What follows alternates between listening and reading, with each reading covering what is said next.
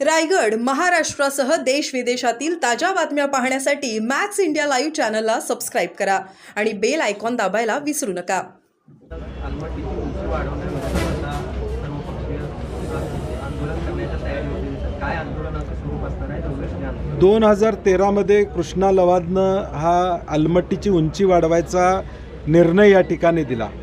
2013 ते 24पर्यंत कर्नाटकमध्ये असणाऱ्या वेगवेगळ्या सरकारनं जमीन अधिग्रहण केलं. जवळजवळ 25-30 हजार एकर जमीन त्यांनी अधिग्रहण केलेलं आहे. परंतु सांगली, सातारा आणि कोल्हापूर या तिन्ही जिल्ह्यांना याचा फटका बसणार आहे. आणि म्हणून आमची केंद्राला विनंती आहे की वडनेरे समितीमध्ये काही विषय आले होते, परंतु आलमट्टीबद्दल त्यांचं मत वेगळं आहे. परंतु आमचं मत ठाम आहे की आलमट्टीची उंची वाढली की कोल्हापूर, सांगली, साताऱ्याला पुराचा धोका होणार आहे.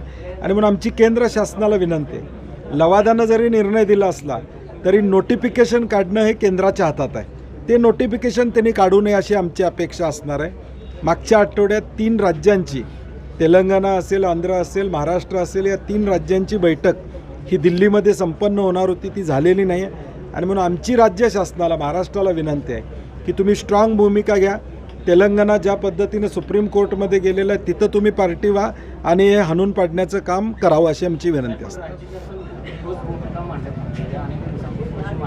एका बाजूला कर्नाटककडून वकील आणि जजज्ञांची नाही, म्हणून आम्ही आमचं हे चक्काजाम जे 13 तारखेला आहे ते सर्वपक्षीय, काल 18 तारखेला तर काल धैर्यशील माने खासदार त्या ठिकाणी आले होते. सर्वपक्षीय लोकांना आम्ही विनंती केली आहे की शासनानं यामध्ये ठाम भूमिका घ्यावी. आमचा उद्देशच तो आहे की महाराष्ट्र शासनानं महाराष्ट्राच्या हिताची भूमिका घ्यावी. शहरात काँग्रेसच्या नगरसेवकांनी काय फार ते महत्त्वाचं नाही.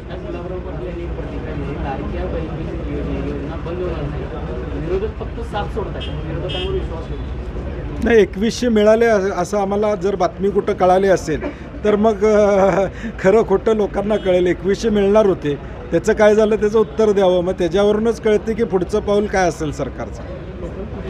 विमान विस्तारीकरणाचा जो विषय रोड ब्लॉक केला लोकांमध्ये असंतोष निर्माण झाले, काय करता येईल याच्यावर?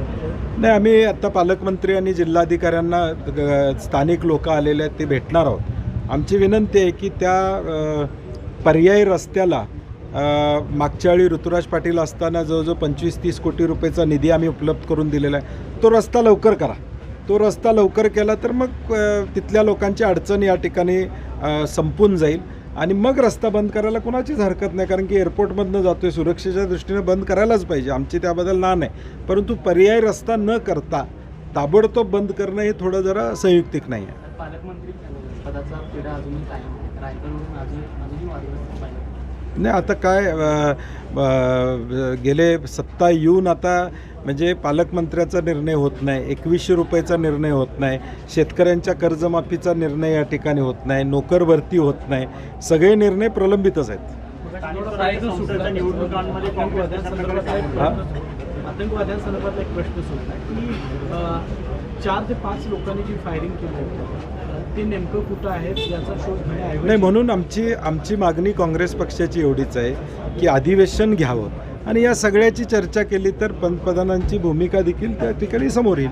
काँग्रेस म्हणून स्थानिक स्वराज्य संस्थेच्या निवडणुकीला कसे सामोरे जाणार?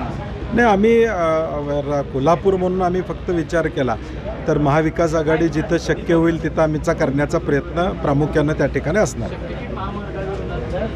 तो लढा चालूच आहे आमचा. पालकमंत्री महोदय,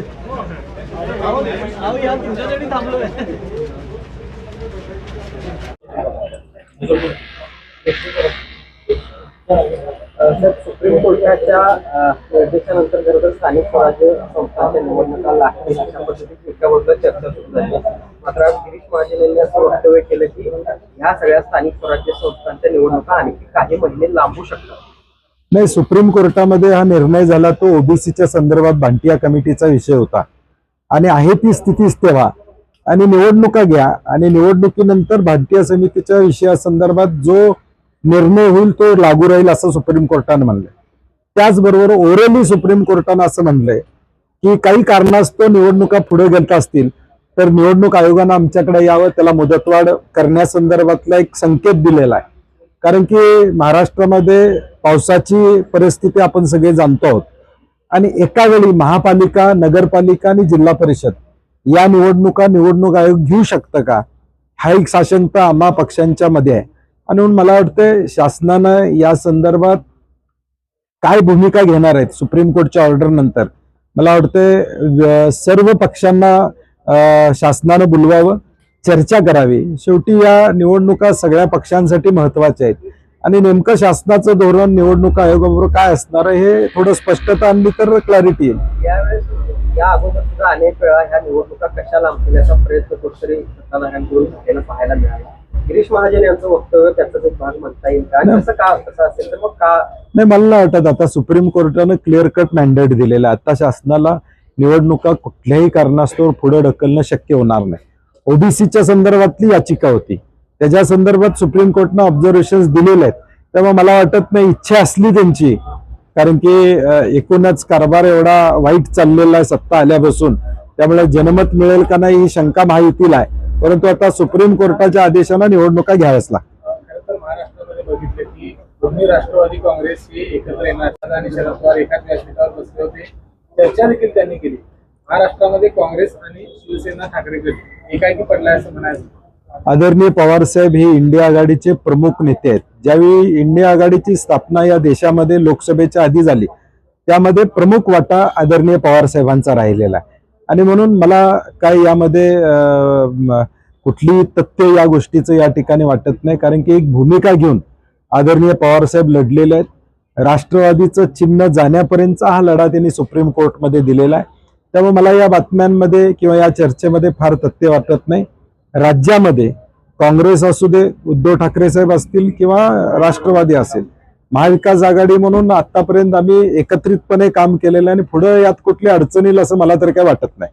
आणि कार्यक्रमाचं म्हणलं तर अनेक सार्वजनिक कार्यक्रमात आम्ही सगळे एकत्र असतो, त्यामुळे सहकाराचा कार्यक्रम आणि राजकीय याचा कुठं संबंध जोडणं संयुक्तिक राहणार नाही. भारत आणि पाकिस्तान दरम्यान युद्धविराम त्यावर बोलताना विजय वडेट्टीवार यांनी या सगळ्याच प्रक्रियेवर शंका व्यक्त केली आहे. दाल में कुछ काला आहे की अशा पद्धतीने प्रश्न त्यांनी शंका उपस्थित केली. नाही, आमचे नेते आदरणीय राहुलजींनी मोदी साहेबांना पत्र लिहून सांगितलेलं आहे की या सगळ्याची चर्चा होणं गरजेचं आहे.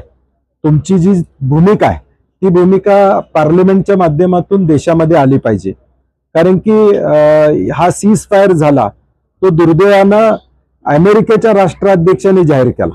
म्हणजे आमच्या देशातल्या पंतप्रधानांनी तो जाहीर करणं अपेक्षित होतं. आणि म्हणून आम्ही काँग्रेस पक्षानं पहिल्यापासून भूमिका स्ट्रॉंग घेतलेली आहे की पाकिस्तानच्या या कारवाई झाली पाहिजे ही भूमिका घेतली आणि सरकारच्या पाठीशी आहोत हे ऑल पार्टी मिटिंगमध्ये काँग्रेस पार्टीनं स्पष्ट केलेलं आहे.